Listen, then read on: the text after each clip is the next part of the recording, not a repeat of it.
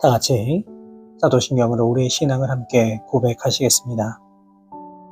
나는 전능하신 아버지 하나님, 천지의 창조주를 믿습니다.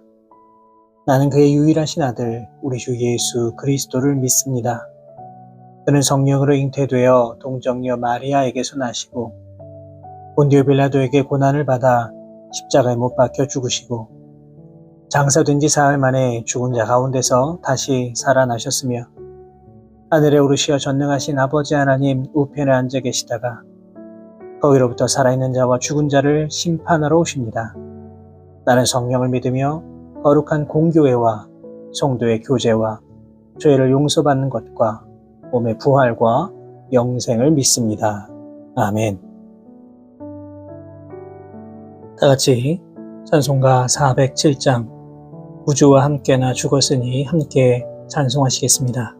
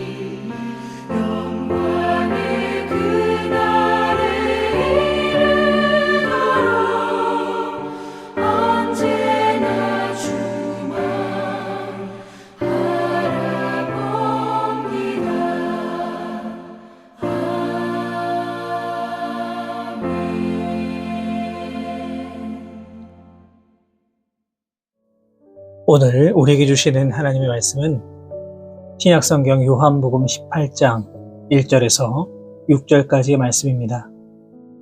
요한복음 18장 1절에서 6절까지의 말씀을 제가 받들어 봉독하겠습니다. 예수께서 이 말씀을 하시고 제자들과 함께 기드론 시내 건너편으로 나가시니 그곳에 동산이 있는데 제자들과 함께 들어가시니라. 그곳은 가끔 예수께서 제자들과 모이시는 곳이므로 예수를 파는 유다도 그곳을 알더라. 유다가 군대와 대제사장들과 바리새인들에게서 얻은 아랫사람들을 데리고 등과 횃불과 무기를 가지고 그리로 오는지라. 예수께서 그 당할 일을 다 아시고 나아가 이르시되 너희가 누구를 찾느냐? 대답하되 나사렛 예수라 하거늘 이르시되 내가 그니라 하시니라. 그를 파는 유다도 그들과 함께 섰더라. 예수께서 그들에게 내가 그니라 하실 때에 그들이 물러가서 땅에 엎드러지는지라. 아멘. 마가의 다락방에서 제자들과 함께 최후의 만찬과 세족식을 마치신 예수님께서는 마지막 기도를 하신 후에 그들과 함께 기드론 시내를 건너 동산으로 들어가셨습니다. 여기서 말하는 동산은 겟세마네 동산으로 예수님께서 예루살렘 성전에서 가르치시다가 저녁이면 오셔서 쉬기도 하시고 기도도 하신 곳입니다. 그런데 우리가 여기서 주목해서 볼 부분은 예수님께서 제자들과 함께 들어가셨다는 것입니다. 물론 제자들은 언제나 예수님과 함께 동행하였습니다. 그런데 지금의 상황이 어떠합니까? 예전과는 조금 다른 상황입니다. 예수님과 함께 한다는 것은 적지 않은 위험을 동반하는 일이었습니다. 예수님께서 최후의 만찬을 통하여서 다가올 죽음에 대해 말씀해 주셨고 또 제자들도 당시 유대 종교 지도자들의 분위기가 심상치 않았음을 느낄 수 있는 상황입니다. 하지만 그럼에도 불구하고 제자들은 지금 예수님을 따라가고 있습니다. 이것은 예수님과 끝까지 함께 하겠다는 의지가 담겨 있는 겁니다. 물론 이들의 이러한 마음은 예수님께서 실제로 잡히시는 순간에 물거품처럼 다 사라지고 말았습니다. 예수님을 버리고 뿔뿔이 흩어져 도망가 버리는 그 연약한 모습을 보이고 말았습니다. 하지만 지금 이 순간에 이 제자들의 마음은 결연합니다. 예수님과 끝까지 함께하며 예수님을 지키고자 굳게 다짐하고 있습니다. 우리들도 이와 같은 마음이 있어야만 합니다. 적어도 예수님의 제자라면 예수님이 가시는 길에 나도 함께 가겠다는 마음을 가져야 합니다. 주님과 생사 고락을 함께 하겠다는 굳건한 의지도 있어야만 합니다. 물론 인간의 마음은 연약하기에 이리저리 늘 흔들립니다. 무엇인가를 하겠다고 마음을 먹었다가 그 결심이 일순간 흔들리는 경험을 할 때도 많이 있습니다. 우리의 모습도 마찬가지입니다. 예수님을 처음 만나고 우리 안에 주님을 향한 열정이 가득해서 내가 일평생 주님만 따르겠습니다. 주님만 의지하겠습니다. 주님께 기쁨이 되는 일만 하면서 살겠습니다. 이렇게 다짐하였지만 어느 순간 우리에게 고난이 찾아오고 아픔이 찾아오고 고통이 찾아오면 나도 모르는 사이에 예수님의 제자들처럼 예수님을 내버려두고 슬며시 발을 떼고 도망가 버릴 때도 분명히 있습니다. 그러나 우리는 끝까지 주님을 따라야만 합니다. 그것이 제자의 모습입니다. 길이요, 진리요, 생명 되신 우리 주님만 바라보기로 다짐을 했다면 어떻게 해서든지 이것을 지키기 위하여 노력해야만 합니다. 사도 바울은 예수님을 만나 자신의 모든 죄를 회개하고 일평생 주님만 따르는 종의 삶을 살았습니다. 예수님 때문에 겪어야 하는 환난과 고난과 아픔과 고통도 다 감사함으로 여겼습니다. 이것이 바로 진정한 제자의 모습입니다. 예수님을 정말 사랑하십니까? 그렇다면 어떤 자리에 선다고 하더라도 끝까지 예수님만 의지하고 바라보며 따라갈 수 있는 우리 모든 성도 여러분 되시기를 주님의 이름으로 축복합니다. 그리고 드디어 이제 가룟 유다가 등장을 합니다. 본문 2절을 보시면 유다도 이 장소를 알고 있었다고 전하고 있습니다. 유다는 예수님께서 언제나 여기서 기도하신다는 사실을 알고 있었습니다. 그렇기 때문에 그는 예수님을 체포할 수 있는 최적의 장소가 바로 그곳이라는 사실 또한 알고 있었습니다. 그렇다면 예수님은 왜 잡히실 것을 뻔히 알고서도 그 장소로 가셨을까요? 그것은 바로 하나님의 뜻을 이루기 위함이었습니다. 만약 예수님께서 모든 것을 다 아시고 그곳으로 가지 아니하시고 다른 곳으로 피하고 숨으셨다면 어떻게 되겠습니까? 하나님의 뜻도 성경의 예언도 모두 다 이루어지지 못했을 것입니다.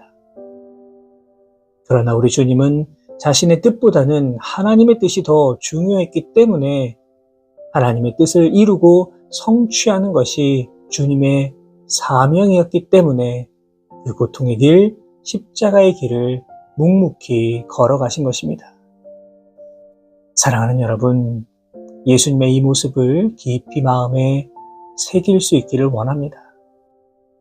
우리 그리스도인들은 어떤 일을 하거나 진행할 때에 하나님의 뜻이 먼저 되어야 합니다. 하나님의 주신 마음이 우선되어야 합니다. 내 생각, 내 계획, 내 판단이 먼저 앞서서는 안 됩니다. 설사 하나님이 원하시는 자리가 예수님처럼 고난의 자리라고 하여도 어쩌면 내 삶에 큰 아픔을 주시는 자리라고 하더라도 우리는 그 자리로 나아갈 수 있어야만 합니다. 아브라함이 믿음의 조상이 될 수 있었던 이유가 무엇입니까? 바로 이러한 삶을 살아갔기 때문입니다. 어디로 갈지 몰라도 하나님이 가라 하시면 그 말씀에 순종했습니다. 아들 이스마엘을 쫓아내라 하여도 그 명령에 순종하였습니다. 100세 얻은 아들 이삭을 제물로 바치라 하여도 그 명령에 순종하였습니다. 왜 이렇게 하였을까요? 아브라함은 자신의 의지가 없었던 것일까요? 자기 마음대로 할 수 있는 힘이 없었던 것일까요? 그렇지 않습니다. 그는 자신의 뜻이 먼저가 아니라 하나님의 뜻을 더 우선시하였기에 그런 고통과 아픔의 자리도 순종하며 나아갈 수 있었던 것입니다. 사도행전 10장의 말씀을 보시면 베드로가 이방인 고넬료의 초대에 응하는 장면이 나옵니다. 여러분, 그런데 이것은 결코 쉬운 일이 아니었습니다. 왜냐하면 당시 유대인들이 이방인을 만나는 것은 율법에서 금하는 일이었기 때문입니다. 어쩌면 이 만남으로 인하여서 베드로는 수많은 비난을 받아야 할 수도 있을 것입니다. 하지만 베드로는 고넬료의 초대를 받아들였습니다. 이유가 무엇입니까? 그것이 바로 주님의 뜻이기 때문입니다. 그것이 하나님의 뜻임을 알았기 때문에 앞으로 받을 수 있는 그 수많은 비난과 고난을 감수하고서라도 그 만남의 자리로 나아갈 수 있었던 것입니다. 우리도 마찬가지입니다. 분명 하나님께서 우리에게 원하시는 일이 있습니다. 나를 향한 하나님의 뜻이 분명히 있습니다. 이 명령에 순종하심으로 주님께서 기뻐하시는 그 귀한 자리로 나아가실 수 있는 우리 모든 성도 여러분 되시기를 주님의 이름으로 부탁을 드립니다. 이제 가룟 유다가 군인들을 데리고 나타납니다. 그리고 본문 4절을 보시면 예수님은 이들을 향해 너희가 누구를 찾느냐 물으십니다. 그런데 오늘 본문을 보시면 그 당할 일을 다 아시고라고 기록되어 있습니다. 하나님이신 예수님은 앞으로 자신에게 벌어질 모든 일을 다 알고 계셨습니다. 사람들의 조롱과 비난, 십자가의 고통과 고난, 모든 것을 다 알고 계셨습니다. 그럼에도 불구하고 예수님께서는 자기를 잡고자 온 모든 자들을 향해 당당하게 나아가셨습니다. 물론 피하고자 마음먹으면 얼마든지 피할 수 있는 상황입니다. 그러나 예수님은 너무나도 당당하게 이 고난의 자리에 용기 있게 나아가셨습니다. 때때로 우리가 하는 일 가운데에서도 피해도 되는 일들이 있지만 절대로 피해서는 안 되는 일들도 많이 있습니다. 오히려 그 위기를 피하지 않고 당당하게 맞서며 나아갈 때에 그 위기가 기회가 되는 경우도 많이 있음을 보게 됩니다. 이어서 참으로 놀라운 장면을 보게 됩니다. 본문 6절을 보시면 이들이 누구를 찾느냐는 질문에 나사렛 예수를 찾는다고 말하였고 예수님께서는 내가 그니라 말씀하실 때에 이 말씀을 듣고 어떻게 하였습니까? 그들이 물러가서 땅에 엎드렸다고 기록하고 있습니다. 무장을 한 수많은 군사들이 무기도 없는 예수님 앞에서 그리고 이들이 붙잡아야만 하는 예수님을 알고도 체포하지 못하고 엎드렸다는 것은 잘 이해가 되지 않는 장면입니다. 그러나 바로 이 장면에서 우리가 기억해야 되는 것이 무엇입니까? 외적으로 본다면 예수님은 크게 내세울 것 없는 평범한 인물입니다. 나사렛이라고 하는 촌동네에서 자라셨고 가난한 목수의 아들이었습니다. 학문적인 배경도 없는 너무나도 평범한 유대인이셨습니다. 그러나 예수님의 실상은 그러한 것이 아닙니다. 그는 근본 하나님의 본체가 되시고 하나님의 아들이 되시고 하나님과 같은 분이십니다. 수많은 각색병자를 다 고치시고 죽은 자도 살리시며 수많은 이적과 기적을 보여주신 분이 바로 예수님이십니다. 분명 예수님을 잡으러 온 군사들도 예수님에 대해 알고 있었을 것입니다. 그렇기 때문에 예수님 앞에서 이들은 예수님이 보여주시는 그 신적인 권위에 압도되어서 그 앞에 엎드릴 수밖에 없었던 것입니다. 우리도 마찬가지입니다. 우리는 예수님이 하나님이심을 인정하고 예수님 앞에서 늘 겸손하게 처신해야 합니다. 우리가 예수님의 권위를 무시하거나 권위를 짓밟는 행동을 해서는 절대로 안 됩니다. 그러나 세상 사람들은 여전히 예수님을 비난합니다. 예수님의 하나님 되심 인정하지 않으려 합니다. 그렇다면 우리는 어떠합니까? 예수님의 권위를 인정하고 예수님 앞에 우리의 무릎을 꿇고 있습니까? 아니면 여전히 예수님을 내 마음대로 재단하고 예수님의 권위를 내 스스로 깎아내리고 있는 것은 아니십니까? 바라기는 오늘 하루도 오직 하나님의 영광이 되기 위하여 살아가실 수 있는 우리 모든 성도 여러분들 다 되시기를 바랍니다. 길이요 진리요 생명 되신 예수님만 따라 살아가시고 우리 주님 마음을 먼저 헤아리시며 예수님의 그 놀라운 능력 앞에서 겸손한 모습으로 주님 말씀에 온전히 순종하며 나아가실 수 있는 우리 모든 성도 여러분 되시기를 주님의 이름으로 축원합니다. 기도하겠습니다. 살아계신 하나님 아버지, 오늘도 우리에게 소중한 생명 더해 주시고 하루의 시작 주님 말씀 의지하며 나아갈 수 있도록 인도하여 주신 은혜에 감사를 드립니다. 바라옵고 원하오니 우리의 삶 가운데 주인 되어 주셔서 우리의 인생이 물가에 심기운 나무처럼 그 잎사귀가 시들지 않는 복받는 인생 되게 하여 주시고 언제나 주님만 의지하고 따르는 주님의 거룩한 백성들 되게 하여 주옵소서. 이 시간 주신 말씀을 기억합니다. 온전히 주님의 제자가 되어 끝까지 주님만 따라 살아갈 수 있는 우리 모두의 삶의 모습 되게 하여 주옵소서.